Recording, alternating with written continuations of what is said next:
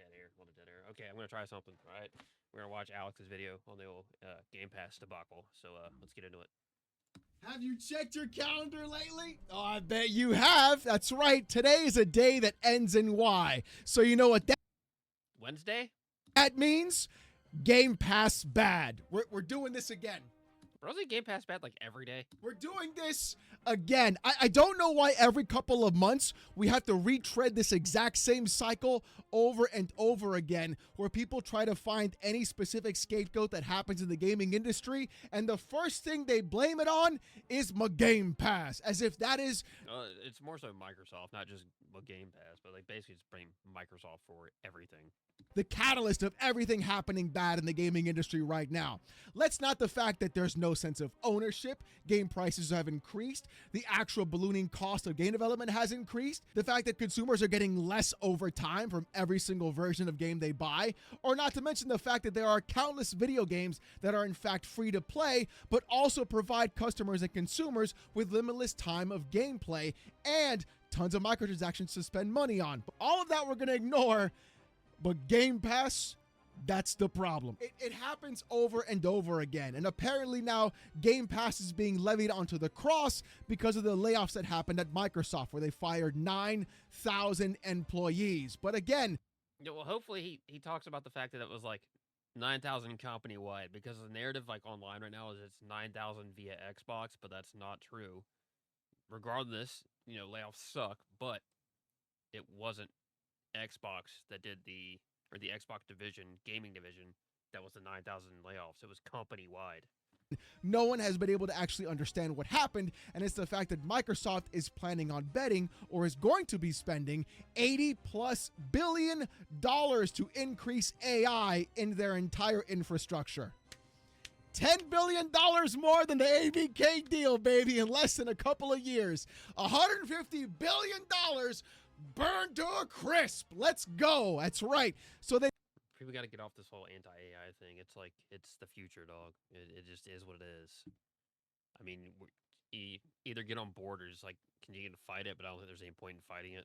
They literally went ahead and fired all of those people, as reported by the Seattle Times, because of the fact of AI being levied. And they're going to be firing even more. Now, look, this is not my Alex wears his Xbox vest to defend Xbox. No.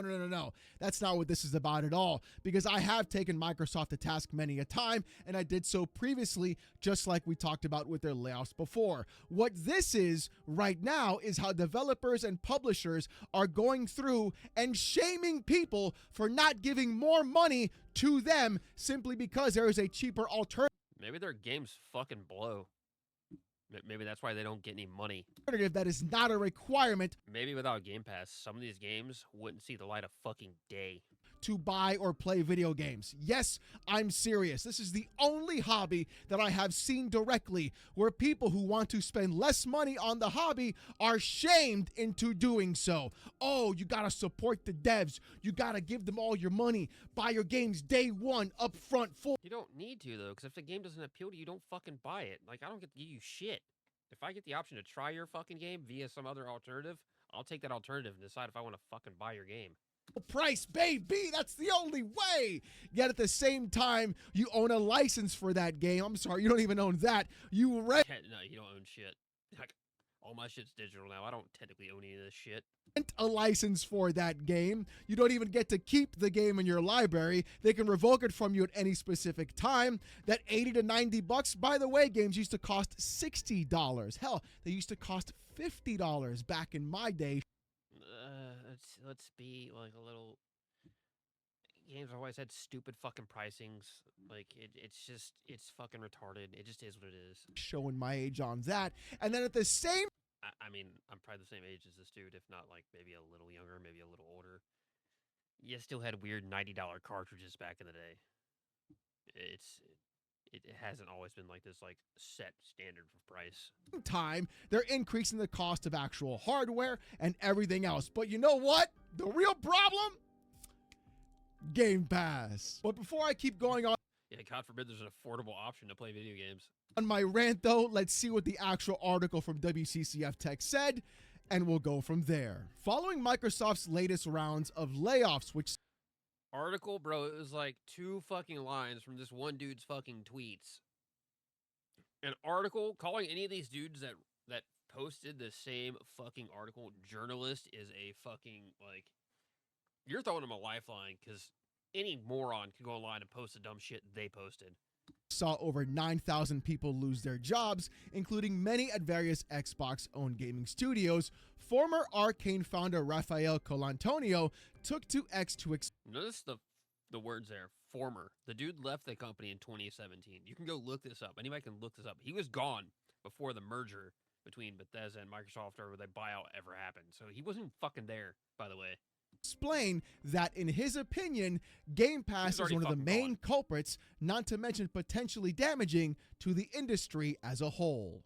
Man, that is a really hot take to have. I'm sure that someone who is in game development and has, done things with Arcane Studios and has also made their own studio, which has also put their game onto Game Pass back in 2017, would have a lot of insight. Let's see what Raphael in fact has to say. Why is no one talking about the elephant in the room? Cough, cough, Game Pass.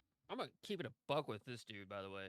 If you check the numbers on his fucking game, which we can do right fucking now, what's it, Weird West?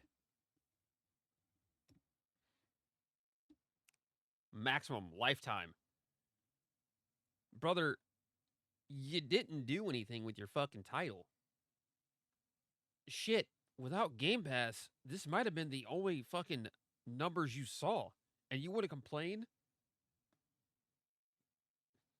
Miss me with that shit. Just shut the fuck up with that dumbass fucking talking point. That dude's an idiot. And into another response to another user, Raphael in fact said this: I think Game Pass is an unsustainable model that has been increasingly damaging to the industry for a decade, subsidized by Microsoft's quote-unquote infinite money. But at some point, reality has to hit. I don't think Game Pass can coexist with other models. They'll either kill everyone else or give up.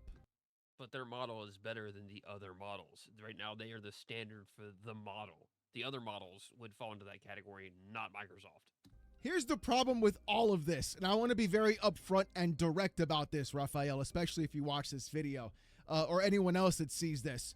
The person who goes around and has to work their regular job, come back home from a long shift of work to finally go through and have some entertainment for a couple of hours at the end of their night, they don't give a fuck about the industry. Wow, Alex is a fucking genius. It's true. The average person, me included, doesn't give a shit about how much your fucking games cost or your development. They want to come home and play fucking video games. They don't give a fuck. They do not care if Game Pass is sustainable or not. They do not care about your game budgets. They do not care whether or not you're trying to make art. All they care about is whether or not the game is good and worth their time and or money. And the majority of these games that come out are not good and are not worth the time and money. They're just fucking not. You see, you talk about the infinite money from Microsoft, yet we are completely ignoring everything else that happens in the gaming industry. The infinite money that we've seen from game publishers and developers dumping hundreds of millions of dollars into projects with no amount of return being invested. Battlefield 6 reportedly having a $400 million budget is absolutely astronomically absurd. Who knows how much GTA 6 had in its budget, and we also know that that thing needs to sell quite a few copies, and the rumors going around of it being $100 are not good either for the consumer at all. Which I actually think it might be. I actually do think the game might hit $100. If it's not, whatever. But I think that game will be $100. On top of that, like I stated before, the fact that people are realizing right now that you do not own the games you buy even day one and at full price. You only own the license to that product. So if you think of it logically from the regular consumer perspective, I'm giving you more money for less game, for less product to be hounded for microtransactions inside of those games, and then I don't even own the game I buy? Yeah, why would I give anyone more money at all? I think there's more to it than that, though. Like, it's just the ability that you can play basically whatever is on that fucking, whatever's on that service. It's not necessarily the money thing. It's the fact that it's just like, well, not necessarily the money thing in the sense that you're not spending money. It's in the sense that it's cheaper, right? $20 a month if you have Ultimate. most do, by the way. So when I see these stupid talking points online about, like, it only gets this much if you pay for this version. If you're not paying for the good version, don't waste your fucking money. Are you serious? The fuck is wrong with you? Anyway, if you're getting, like, to play all these games because you have Ultimate, which gives you access to all this shit day one, why wouldn't you? As opposed to being like, well, you can always buy this $70 version, $80 version of the game. Why? Why would I do that to myself? That's the entire reason why I'm actually okay with Game Pass. You see, right now, the only thing that people have is nothing. They don't have any ownership of anything they purchase. Even physical games aren't properly owned. Whatever, bro. I own my computer and my Xbox and my PS5. I own them. Where most of the time you have to have an online connection to verify that you bought the game in the first place. So literally, again, what are you spending your money on? If I don't own the product and I only have a rental license, then why not just rent the game in the first place for far less money? And the really strange thing about all of this is that your own game, Weird West, was also on Game Pass, a niche game that came out a few years ago. Even though you announced it at the Game Awards, the fact that it was on Game Pass. Yeah, and he pointed out the fact that it was a niche title. The game was, in fact, a niche title. Again, let's look at the numbers. This is Lifetime. Lifetime. That's the peak almost 3.5 years ago. Lifetime. The numbers would have been lower. This is the numbers without Game Pass. I'm sorry. This is the numbers without Game Pass. And you want to complain. Provided more people to have access to play that game without having to spend a large amount of money up front. Seeing as how right now, if I pull it up on Steam, it is a $40 video game, even though the sale right now shows it as 85% off. $6, dog. For $5.99. My thing is, I prefer to have things from the perspective of the consumer and the customer first, which is why I stated nobody cares about the sustainability of that service. All people care about is, can I get the entertainment for less money? Exactly. No one gives a fuck how much money they're making. No one cares as long as they are able to access the fucking product. No one cares. No one. His fucking talking point is so stupid. You want to make some stupid fucking argument to appeal to what? Who? Other corporations? The average fucking player doesn't give a fuck as long as they get to play fucking games. And if you think I'm wrong, well, look at this. It turns out that young Americans are actually spending 25% less on video games today than this time last year, according to a new report. Well, to be fair, pricing's gone like way up, like exponentially up, so it's understandable, right? That's right. In 1 year, people are in fact spending 25% less of their money on gaming overall. And that has nothing to do with my Game Pass. It has everything to do, however, with how the industry projects itself onto every other consumer. Your budgetary needs, your concerns, the fact that you want to put microtransactions in everything. A game's budget, a game's scope, its size, its development cost is literally not the concern of the regular consumer. And this is the only industry that I've seen that literally goes through and tries to shame a consumer for spending less money, because at the end, the one thing they'll claim is, well, if you guys don't buy it and support the devs, we'll lose our jobs. And make better games, and you won't lose your fucking job. It turns out that even if people buy games day one full price at every single opportunity, those devs still get fired. They still get canned. And every single shareholder doesn't matter, because all they want to do is bend you over and use you as a sleeve for themselves. And people fall for it hook, line, and sinker every single time. In fact, Raphael continues on his Twitter thread saying this: what might happen once Microsoft has won? The games will start to suck and your sub will go up. Why? Because the current amazing deal you have is subsidized by Microsoft, bleeding money into it with the hope they'll kill the competition. But once they manage to do it, things will get real. And this is where I completely disagree. Things have already gotten very real in the gaming industry. We've seen everything under the sun with every opportunity that publishers and developers use to try and nickel and dime customers in every single aspect. And I don't know where Raphael is getting this concept from about games will start to suck if Microsoft takes over with Game Pass. Games already suck. If you compare anything from the PS1 to PS2 era to now, the gaming industry is lacking idea, lacking breadth, lacking depth, lacking any sort of fun new concepts. I think the biggest issue here with that is it's like not necessarily the games suck. It's just like it's an oversaturation, and it's also the fact that they're more readily available to you. Like back in the day, during that era, you didn't own all these games. Like right now, you can literally get every game at your fingertips super easy. Back in the day, you had to either like A, buy the game, B, rent the game, or C, hopefully your friend owned it and would let you borrow the fucking game.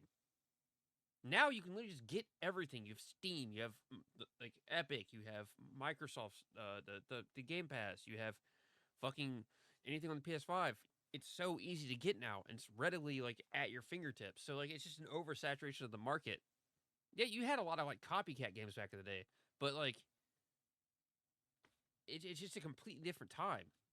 And everyone's doing the exact same thing. Unreal Engine 5 has become ubiquitous across the entire landscape, where every game practically looks the same. Why? Though that's because they're lazy. Because you can take an Unreal. There's been Unreal games that come out and they don't look like fucking dog water. They don't look like recycled shit. But most people do the bare minimum and just let the fucking engine do the work for them. Why does everybody always look wet and shiny? It's kind of weird if you ask me. And then you like when they're wet and shiny? It's kind of hot. We always see the same kind of gameplay mechanics. If I have to see another 5v5 hero shooter with choke points, just basically mimicking TF2, then in reality, I don't want to play it. It's I don't think any of those games mimic TF2. That's a stretch. Come on. Always the same thing over and over. Oh, look, another third-person, over-the-shoulder action-adventure game with stealth elements, AAA cinematics, cutscenes, and QTE. I gotta be real with you. I only played one of those games, and it got the least hype of all those games. I'm looking at you, bottom left. Where I don't play the game, and I set the controller down for 45 minutes to an hour to watch a cut. I'm gonna be completely real. I started playing Death Stranding.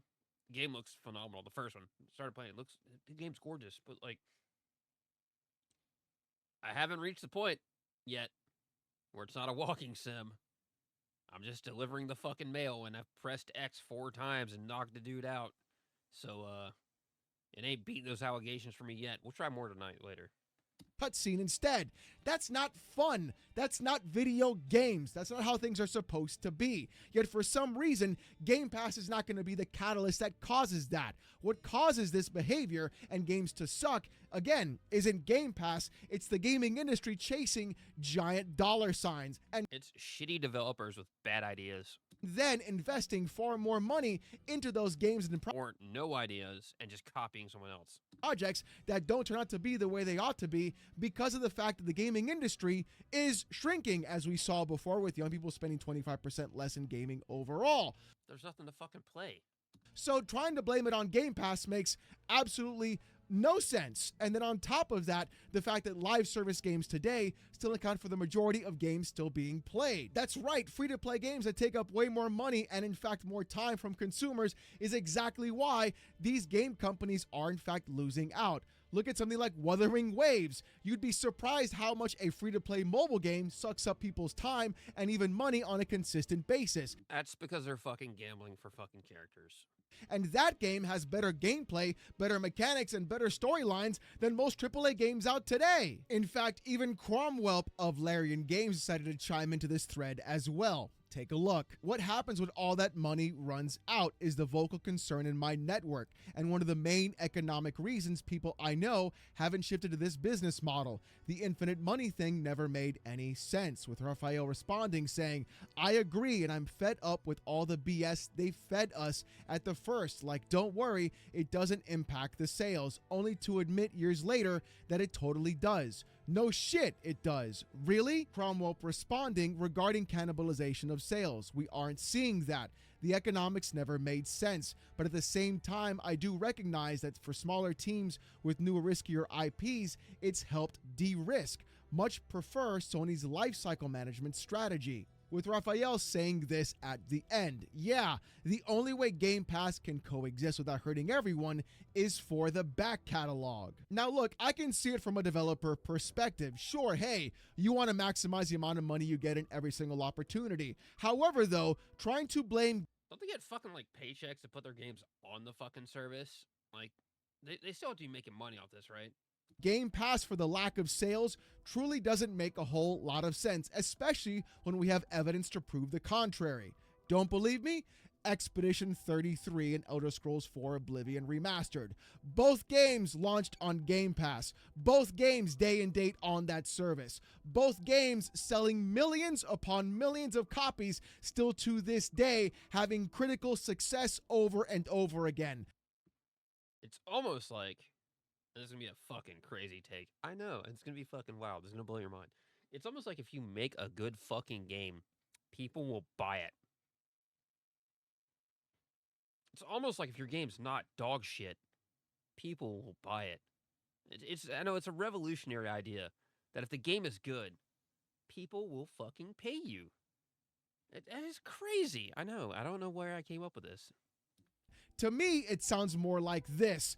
Game Pass is an option for the consumer, but the real problem with game sales isn't whether or not the game is on the service, it's whether or not your game is even good in the first place. Shocking, I know. Because if someone likes the game, they're going to buy it. Hence, Expedition 33, basically, in my opinion, being game of the generation. But you know what? I'm not going to be completely one-sided on this. I can see Raphael's and Cromwell's perspective on the entire thing. I can see how, hey, we were promised X amount of sales, we were promised X amount of money, and they didn't deliver on that. Sure, I get it. That can totally happen. At the same time, though, it is a risk that you have to take, and you have to manage the risk as a developer and a studio on your own. But from a consumer perspective, trying to blame a service that is not a requirement, that is literally available for a customer to use and to spend less money, is not that customer's concern on whether or not it is, quote, unsustainable or not in the industry. We are living in a time and space, again, where people do not own anything, and these companies and studios want more money from the customer now more than ever before, and the opposite is happening. People are, in fact, spending less. But you know, the classic person to always throw... They're going to be spending less because the games aren't good. They're not going to get money if your game's fucking bad, period. Gasoline on the fire, Christopher Cockeye Dring had to throw his hat in the ring as well. So costs... This dude's a fucking moron, by the way, because he had to, like, backtrack after the fact. Associated with Game Pass business is fees paid to third parties, marketing, service costs, and by that measure, it's profitable. What they don't count is the lost revenue that Xbox's first-party studios are seeing as a result of the service. I have to imagine if first-party studios receive similar compensation, that profitability might not be correct. To which Richard Brown responds, so Game Pass itself is profitable, but Xbox, including studios, isn't? Not seen that anywhere, but it wouldn't surprise me. To which Dring responds, I asked for clarification on the Game Pass's profitable claim and was told no, first-party costs are included. Yes, the trust me, bro. Trust me, bro. I got a source. Trust me. Lightheaven responds to Chris Dring saying this, that's factually not true from the FTC leaks. MS allocates Game Pass revenue based on players and hours spent for first-party games. With Chris responding, it's literally what Xbox told me. He just responded with the, trust me, bro. Trust me. I got a source. Trust me. That's his response here, because he doesn't ever fucking tell you who it is. Now, here's the problem with all of this. Number one, I don't trust Christopher Dring. That's the first thing you should... Yeah, I think he's full of shit. I just think this dude's full of shit. Should absolutely do. Never trust this guy. There's been so many times he's gone around and said, well, I heard from a publisher, from a source, from one guy that PlayStation this or Xbox that. Well, can you name that source? No, I can't name them, but I heard from a guy who heard from a guy who heard from a guy who heard from a guy who heard from a guy that this is bad. Oh my god, it's exactly what I thought. Dude. I was reading this the other day in the car on the way to class. I looked down and I was like, this guy is literally pulling the, well, I know a guy who knows a guy that knows a guy that knows a guy who fucked a guy and one time blew this other guy. He told the guy why he's going down on him. Game Pass bad. So don't really believe anything this guy actually says. For some So trust me, bro. I know shit. reason, it's always these really weird hullabaloos going around with him altogether. But you know, absolutely every fanboy is now taking this to an extreme. Oh, Xbox doesn't count their own games and costs into the... Oh god, the fucking PS5 retards. Dude, I can't with these fucking people. Like, do you just not like games? Is that your problem? Do you just not like games? Anytime you see something about like another company, they're like, "Look, they're failing. I told you. Should have got a PS5. You would be failing if you had a PS5." Sustainability of Game Pass. Again, you don't have to use Game Pass. You can simply buy your game. Like, that's still an option for people. I literally have bought games that are no longer on the service. Like, I actively buy the game if it's no longer on the service because I want to fucking play it. I don't know why people for some reason feel like just because Game Pass as a service exists that nobody buys a video game. We saw that happen with... Because it's a stupid narrative they want to run with that people that play on Xbox or like PC don't buy their games. That's the narrative they want to run with. Expedition 33. We saw that happen with Oblivion, with every other big game that comes out, and even then with Doom the Dark Ages, which is a great example like I should have used before. Doom the Dark Ages, in my opinion, I'm not having a lot of fun with, and I am not enjoying that game, weirdly enough, and I loved the previous Doom games. I feel like TDA is not as good as what it could be, but the biggest problem with that game and why it's not selling isn't because of it being on Game Pass. It's because that, especially on the PC platform, it requires a ray tracing capable card, completely reducing who can actually buy and play that game. So even then, if you have a high caliber, high profile game that everybody wants to play, it doesn't mean it's going to immediately do well on Game Pass, and it doesn't mean it's going to sell a ton of copies, especially if you start... I got my copy for free when I bought my video card, so hooray. I don't really like Doom, to be real with you, so I don't care about that game. Restricting who can purchase that game or not and who can even play that game or not. The problem, again, isn't Game Pass directly. It is simply an option for the consumer on how they want to choose to give this corporation money for a video game. Microsoft is betting that they can keep you longer under their banner by holding on to you with that service at an affordable price to play more games than they do. And if $20 is an issue, then you got other problems to deal with, dog. I'm just saying. Actually raising the price on you of video games to $80, which they already have done. In fact, my guesstimation is this. The price increase to $80 was so that people can see that as Game Pass being more, let's say, valuable to them rather than spending $80 on one video game. What do you mean? For 4 months of Game Pass, I can play all these games instead of just playing one? I'll do that instead. A very deceitful trick that people have used before, especially other companies. So yeah, I can absolutely bet and almost guarantee that Microsoft was again behind raising the prices of their games and consoles, not because of market conditions, but to try and make Game Pass more enticing for its users and keep them sticky to that ecosystem, which again is not a good way of doing things. But when you look at what the market is doing already, it's also incredibly apparent that the market is providing no other option for the consumer or the player, instead of just actually saying, hey, give us more money, and them saying no. So again, trying to sit here and blame everything onto Game Pass literally makes no sense. The elephant in the room isn't Game Pass. The elephant in the room is the insane budgets, the irresponsible management, and the inability for game developers and publishers to take accountability and provide proper development times, proper budgeting, and not try to shoot for the moon at every single game. Focus more on smaller projects to then build up directly. Focus more on the simpler games that can get people enticed by having a good set of foundations and having a better creativity overall. Again, yeah, it's just like another issue with like gaming is like you have all these like studios that come to like tell you about their games like, oh, we have like 400 people working on this title. Okay, why is it taking so fucking long? Where is it? And he talks about Expedition 33, right?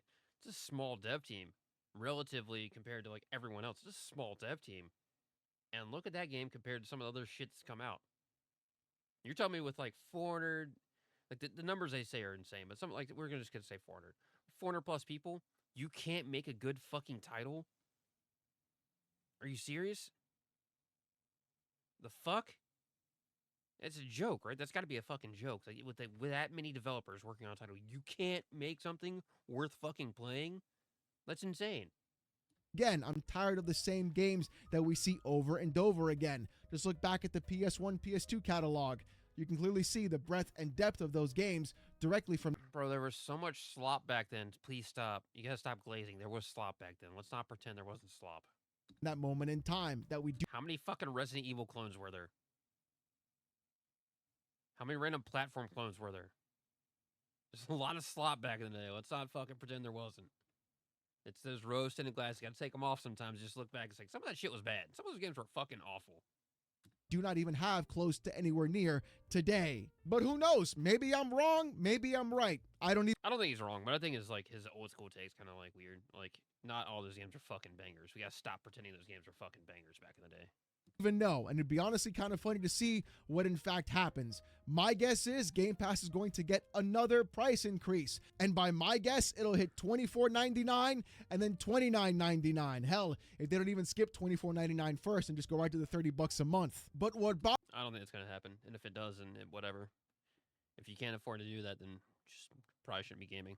bothers me the most about all of this, Not like pocket watching. It's just like if you're like that fiscally like worried about your money, then you probably shouldn't be like in the space to begin with because it's a it's a money sink and a time sink, and like you either have it or you don't. And honestly, I spend a lot of dumb money on stupid shit that I don't need. Like all these subscription services, like they fucking nickel and dime you. So if like it gets to the point where you can't afford it, then you just don't fucking use it. I don't know what to fucking tell you. is the fact that even as someone who doesn't even really use Game Pass at all, I can see the actual value of it from a consumer perspective. Can I tell you this? My kid gets the most use out of it because I'm not paying for a fucking $80 game that she's probably barely gonna fucking play. When she spends all her time playing like free to play shit. So like if she has the option to play something for $20 a month, it's way better than spending a whole lot more money for something she'll never fucking play. Fucking looking at you, Nintendo Switch. Fucking never touches that fucking thing.